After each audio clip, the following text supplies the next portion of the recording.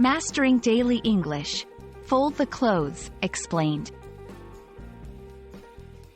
Hello, everyone. Welcome back to our channel. Today, we're diving into a common household phrase that often pops up in everyday English conversations: fold the clothes. Whether you're a beginner or an advanced learner, understanding these everyday phrases can really help you in grasping the practical use of English. So, let's unfold the meaning together. Fold the clothes is a phrase that you might hear often in a household context.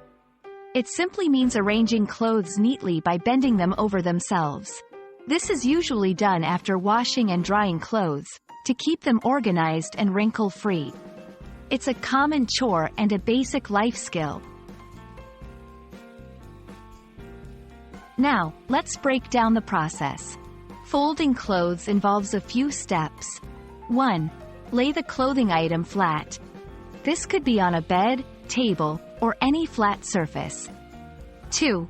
Smooth out any wrinkles with your hands. 3. Fold the item neatly. The method may vary depending on the type of clothing. For example, folding a shirt is different from folding pants. 4. Place the folded clothes in their designated area, like a drawer or a shelf. Remember, each type of clothing might have a specific way of being folded for the best fit and to save space. In different cultures, the way clothes are folded can vary. Some cultures have very specific and traditional ways of folding clothes. Also, neatly folded clothes are often seen as a sign of organization and tidiness. It's not just about making your clothes fit in the drawer, but also about caring for them so they last longer and look better.